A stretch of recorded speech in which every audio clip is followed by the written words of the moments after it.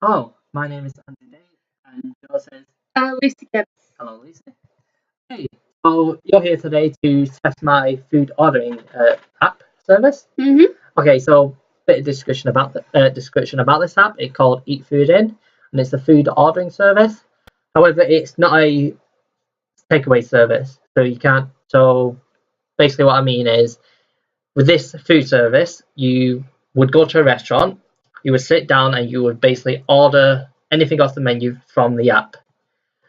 Another one other feature I have on this app is that you can book a table on a date and book whatever you want off the menu, but you wouldn't pay for that until you get to the restaurant. Okay, so basically, what I'm going to do, I'm going to ask you to do a couple of tasks, and obviously just perform those tasks however you want.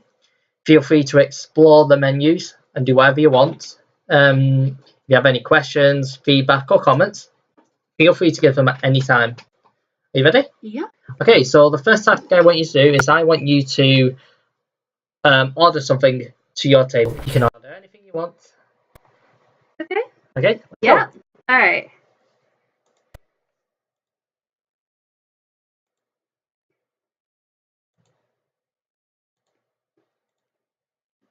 Okay.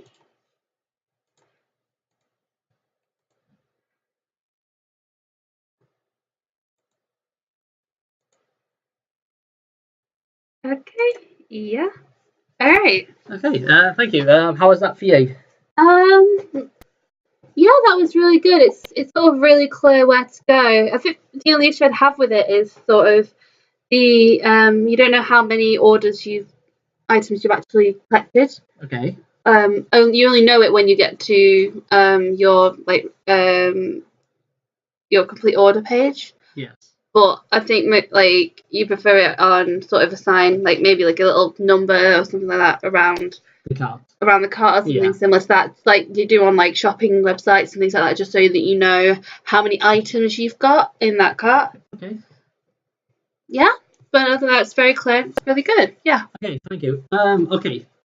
So the next task I've got for you is I want you to book at the restaurant, Mm-hmm. and basically you can order anything you want, pick a date, pick a time, whatever. Just book a table at the restaurant. Okay. All right. Go ahead. Okay. I'm gonna do May the 22nd at 7:30 with 5 members. Okay, so let's get some food, I suppose.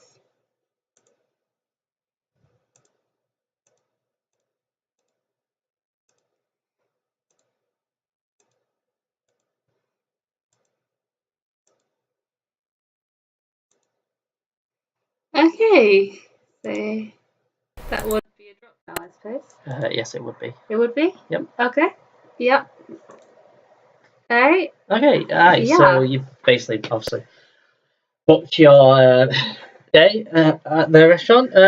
How was that? Is it clear to understand, or was it a bit of a struggle?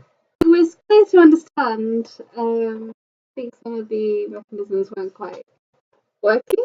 Yeah.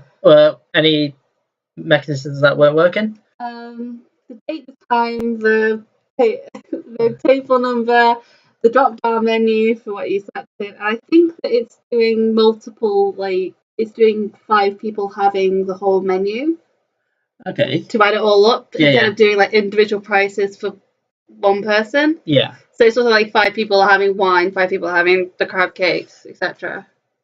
Okay. Yeah. Okay, fair enough. Okay.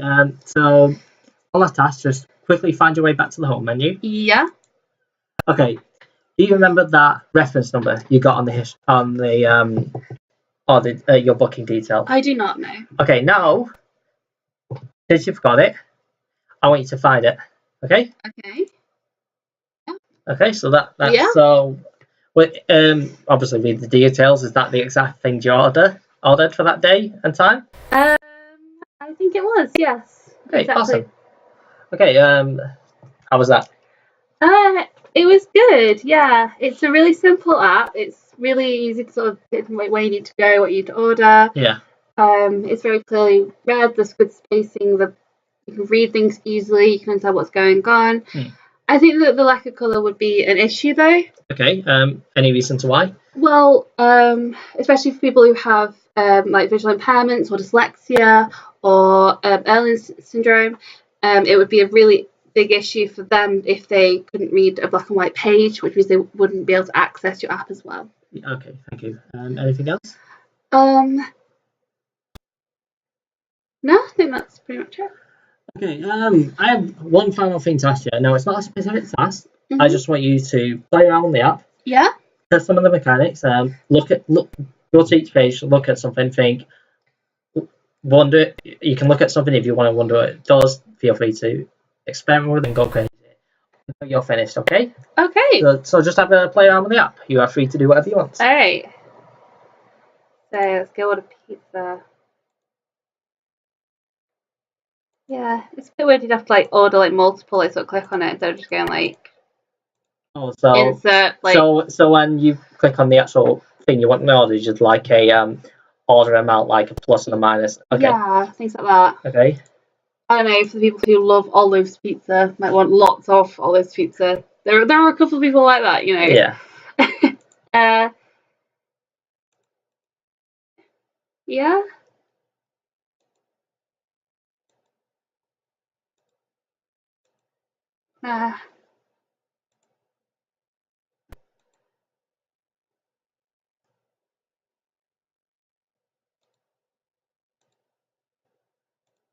Yeah, this bit's interesting. So that could be changed on the mechanics. Yeah. Thing, but that's not going to take that long to sort of fix and figure out and stuff. So, but I'm fine with Monday the 22nd at 7:30 with my 5 friends. Would be lovely. I'm glad you are. Actually, I have one question to ask you. So look at the menu page. Let's say how you've got these icons next to the start menu, main menu, dessert menu, drink menu, and menu of the day. Would you say they're clear? Would you be able to look at those icons and go, I know what I'm about to click on? Let's say I remove the start menus and the menu names and just have the icons.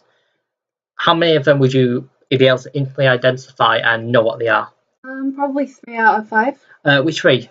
These bottom 3, so dessert menus, drink menu, and menu of the day. Okay, so why not the starter and main menu? Because the start menu seems to be a bell upside down, and I guess the main menu is just like a entree tray, but that's not specific to what it would be per se. I think you'd probably have to make an example of sort of like a steak maybe, or like an actual thing that you associate with a main meal, things you associate with a starter. So like starter, you'd have like a prawn cocktail or crab cakes, or for like a main you'd have like steak and chips, something that you associate with it instead of just an upside down server and a way around server. Okay. Do you want to have a bit more play around, or are you finished? Yeah, I'm just gonna book orders for me.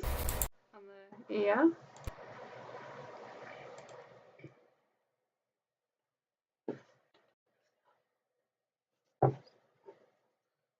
Yeah, okay. Oh, this is cool. A mix of different types of olives with spinach and onions on top, and Italian thin crust pizza base. That's quite nice and handy as well, yeah. Would you say there's anything... Okay, obviously you saw that icon, you clicked on it. What would you think it was? If you looked at that right now, would you know what it was? I mean, most sort of like restaurants things that's associated with things like allergies. Okay. Rather than like, but obviously because it's an app, it's probably smaller, so maybe you'd probably have like a description of what it was and allergens as well. Okay. On it. So for this, you'd probably have things like dairy and gluten because it's pizza based and it's got cheese in it, so it's got. Okay. I might tell you a bit of thought process behind why I put that icon then. Yeah, go ahead. Okay, so basically, I use something called. So basically, obviously on like a lot of different like objects, apps, and even technology, it's not normally associated with iCards, so in information. So I thought I'd bang an icon there, and hopefully people would look at it and think that stands for information. I could click on this, it will drop down, it will give me information about what I'm ordering, a bit more detail about the price, calorie count, or whatever. Does that make if you looked at that before, would you have thought that? Honestly. No. Okay. I only say that because that's like how sort of, because you've got sort of a mix between like an app and a restaurant menu. Yeah. And both of them have two different ways they appropriate that sort of reference of an extended information, which would be for restaurant, it would be allergen information. Yeah. But I suppose you could do things like, what the dish, because obviously you haven't got a lot of room here for it to be it's very non-descriptive. So the iPad adds an extra basis for you to describe your dish further, which is also beneficial. Yeah, thank you. Do you want to have a bit more play around, or do you want to call it quits? I think I'm good. Okay. Yeah. Well, thank you for testing the app. Thank you very much. Any more last thoughts, opinions, compliments, or? I think it's. I do like the way it's arranged. Like the layout of it is really good and accessible. You definitely know what you're doing with it. You know where you're going. There's no sort of query about it. You know exactly where you're going is and what direction you need to go in order to get your food. Okay. You mentioned before about the tables. Yeah. Would you say that would be before you order your food, or just after, or whereabouts would you place that? When you want to pick a table, because I put it at the after you click in your basket. Would you put that anywhere else? I put that at the beginning because it means that obviously patrons know that they are at that table. Yeah. And it means they don't have any queries about which one they're after, just because obviously it's a reminder to it. But I know a lot of apps very similar to this put it optionally in a variety of places, so you can do it at the beginning, you can do it sort of any time you're ordering, or you can do right at the end of ordering your food. So I don't think that's necessarily an issue until when you do it, but I would say personally I'd say it's good to do it first. Okay. Anything else, or is that it? No, that's it. Okay, thank you for setting me up. Thank you very much. Thank you.